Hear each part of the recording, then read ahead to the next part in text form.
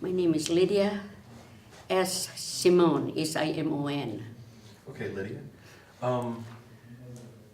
Could you please give a brief description about what you remember from the day, December 15th, 1967? That day was about going toward afternoon. I think it's about after lunch. And I crossed the bridge to get my hair done. My hairdresser moved to Point Pleasant, and so I went there to have my hair done. And as soon 3 minutes after, about 3 minutes after I crossed the bridge went down. And I looked back, the bridge was gone. And I went to the hairdresser building and grabbed the phone right away and told my husband, I'm okay. And he didn't even know that what I was talking about. And I said, the bridge went down, and I heard the boom, all the electric was gone, and I grabbed the phone and I told him, I said, I'm okay, because he's babysitting my baby while I was getting my hair done. And after I grabbed the phone all went dead. There was no more communication. All the people were trying to grab that phone, and they cannot call anymore. We were new in town, and I didn't even know how to go about going towards West Virginia or towards other Mason Bridge. But the people in the hairdresser told me just to follow everybody. And right away I went into my car and drove to Galpolis, crossing the other bridge. And I got home and I told my husband, I said, I'm here now. And about that same time, they called him up in the hospital because he's a doctor to come to the emergency room to take care of the victims. And as I told him that, I will take care of the baby, at that time I was still shaking of the experience I had. And that's how close I got to. So over the years, when we live here in Galpolis, I've always thought there must be something I have to do to be saved from that bridge. And over the years, we have done surgical medical mission for 29 years since that time, and we have a free clinic now. So my husband retired, and we are just devoted to the free clinic. And we think that the Lord has spare us from that tragedy. And I'm glad to be here, and my baby is now 45 years old. And they live in Point Pleasant now. We have a farm, and they live in Point Pleasant, so we cross that bridge every day almost, to go there. But that was my experience at that day. And I turned on the news, and I was very, very glad to be home to my baby, because I heard of so many people that went down with it. So after you crossed the bridge and you heard it fall, were you still in your car, or had you gotten... I was still in the car. I was just still in the car, and I parked because the hairdresser is right at the foot of the bridge. And when I crossed the bridge, I looked back because it boomed, and then the light was like flickering. And I look, and the bridge is down, and everybody said the bridge went down. So my sense of mind, and I'm a nurse, so my sense of mind was to grab the phone and tell my husband that I'm okay. And after I grabbed that phone and told him I'm okay, the phone went dead. Everybody was trying to grab that phone, and they cannot call anymore because it was dead. So did you get your hair done, or did you just go home? No, I didn't get my hair done. Just wonder if you got done with what you were doing. No, it was going towards Christmas already, and I thought I better get my hair done. I have that updose, at that time. I still have. But... So you skipped having your hair done after the bridge fell? Oh, yes.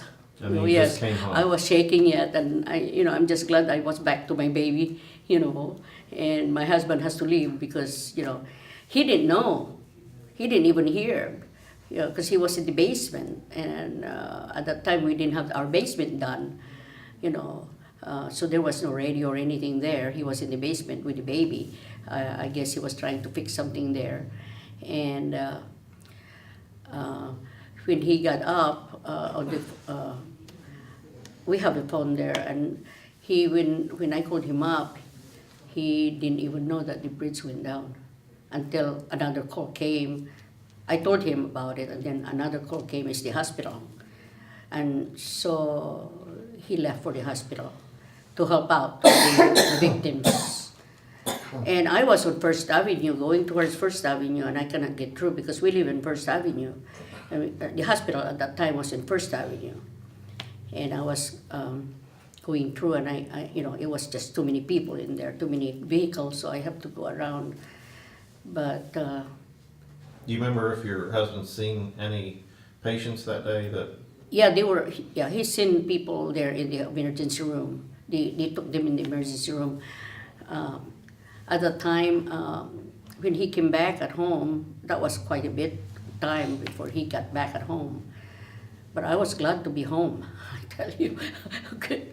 I was glad to be home. That was the nearest tragic thing. One of the nearest one. One is when he was flying his plane, we almost went down. And we heard the stall thing, and we saw I thought, oh my gosh, my children. I have 3 children, and he was a daredevil, my husband. So as a resident of Gallipolis at that time, can you remember how it affected your life? Well, every time somebody talk about the bridge, I always say, I was spared by that bridge. I went through that bridge, and I was spared. And, by our friends from Chicago, because we were new here, we came from Chicago, and they were all calling, and I said, yes, it's the famous bridge that, everybody talk about now. Yeah. It was in the news, and they know we came to Gallipolis, because they even told me, why are you going that far, and well, they need a doctor here, so we came this far.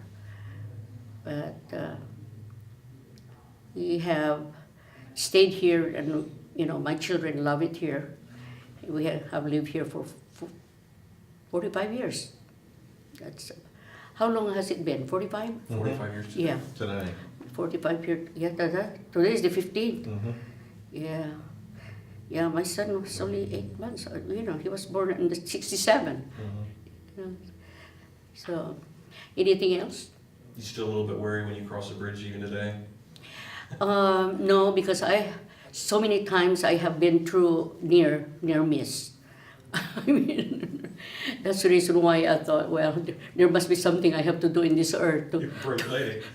to be able to be here yet. I'm 76 years old, and I just celebrated my birthday 2 days, 7th, and I count my blessings to be this old and be able to do everything we need to do yet.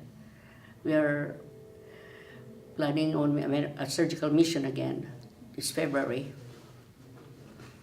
So we have a lot of things yet to do, and Yeah, the river's probably played a big part in your life living on the river like that. yeah. Well, that's one part too why I didn't leave Gallipolis, is because of the river. Because I loved the view of the river.